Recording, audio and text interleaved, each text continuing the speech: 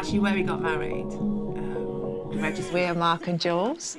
Now, we've been married for over 20 years now, and 11 years ago, we were on holiday when Mark had a freak accident. Basically, I was enjoying a nice meal in a tapas bar. I went to the toilet and I don't really remember what happened next, do I? Apparently, I blacked out, I fell and hit my head, ended up in hospital, major blood clot on the side of this side of my brain, and also one on this side as well. I was told that over 95% of people don't survive that level of brain injury, let alone be able to walk, talk and function pretty much every day. 6-8 weeks later, I was just discharged, just told to go and live my life as normal, which sounded like a challenge, didn't it? Yeah. Let's take that challenge on.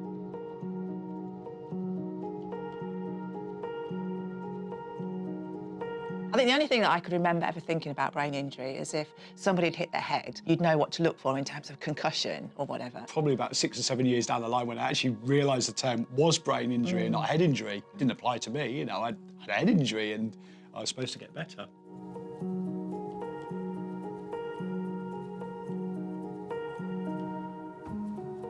They loaded so much information on us that evening, it was almost too much to take on. It happened abroad. We were able to fly back, and then we managed to get him into the local hospital who gave him the brain scan, which then was alerted to John Radcliffe. By the time we got there, they had all the screens up with all the images of the damage that he'd done to his brain, and we had no idea the severity of what had happened. They're the experts, they know what they're talking about, and they talk in expert terms. We were like, okay. I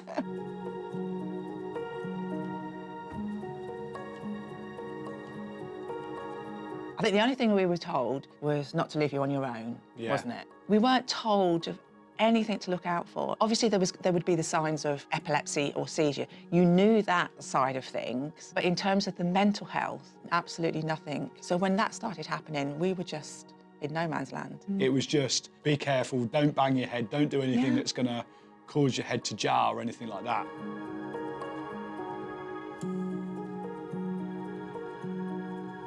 When I was signed off after the 8 weeks, they didn't use the words, it's a miracle that you're walking and talking, but they were almost, don't seize your life. The word of caution was really just to be careful, and these things can take around 6 months to right themselves. When you hear those words, you think, great, in 6 months' time, I'm going to be absolutely fine. My life will be what it was before, and I'll just have a story to tell. There wasn't really anything that went into my mind of, this is going to change your personality, or this is going to change your memory, your concentration.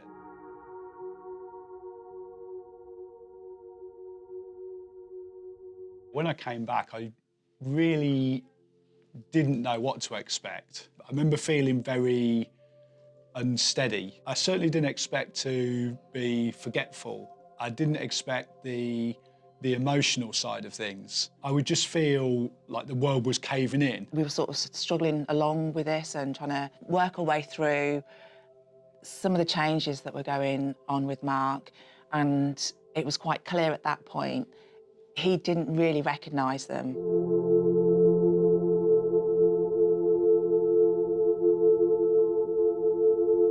Straight afterwards, the answer was absolutely no. It was probably, I think it was a year on, wasn't it, that I went back to the doctors. And I just absolutely crashed that day and felt awful. So the doctor then sort of reluctantly referred me back to the hospital. And the guy I saw there was, again, absolutely lovely. He actually made us both cry. It was the first time I think I felt an emotion. He said to Jules, you just want your husband back, don't you? I did actually then get referred to Headway. So there was a year-long funding for a drop-in centre.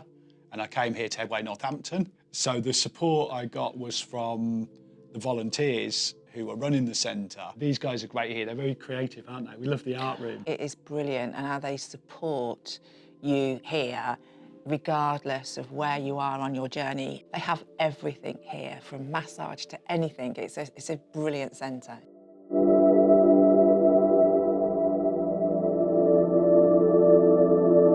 Definitely the fatigue. Yeah. And the other one is that change in personality. Pre-injury, Mark was the most laid-back, carefree person, and yet all of a sudden, he's now really stressed at the slightest little thing. That was the first sign that something was different.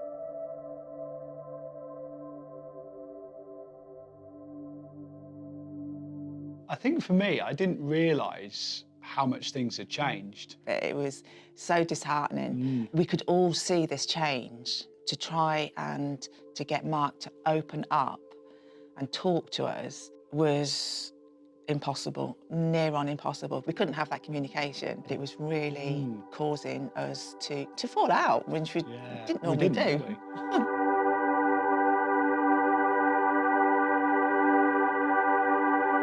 If I could go back now, I would trust my inner instinct and my own judgment more than I did. Be more forceful and go and ask for the help, because the help is there. At the time, when you don't know what's going on and there's all the emotion going on from it, you just get on with it. I don't think I picked up the signs so much myself, so I guess it would have been sitting down and trying to have a conversation with somebody to say, right, okay, what do I need to deal with? What do I need to look out for here?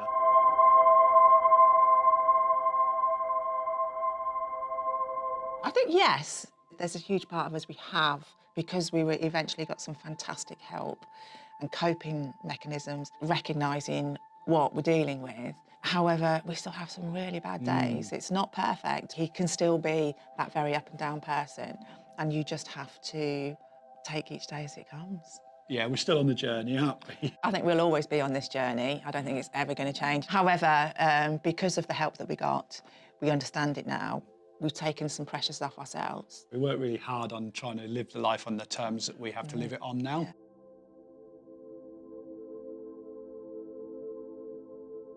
They are really supportive, aren't they? We have a number of friends that will say to me, he's tired now, or he's suffering, or we need to do this now. It's great, isn't it?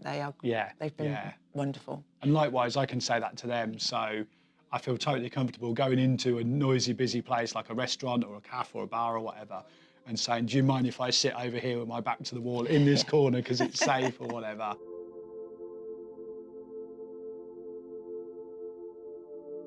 I used to be a freelance presenter, and that sort of ended because of the lack of understanding with the brain injury. So we run our own business called the Future Toolbox. It's quite exciting. Everything's around personal development. We work with teenagers, young adults, community groups, brain injury groups, of course. And the whole idea is about focusing on what you can do as opposed to what you can't do. But we're also proud authors as well. We published a book a few years ago detailing our story, our journey that we've been through with the brain injury. You know, don't suffer in silence like we did, because it was awful and it nearly broke us.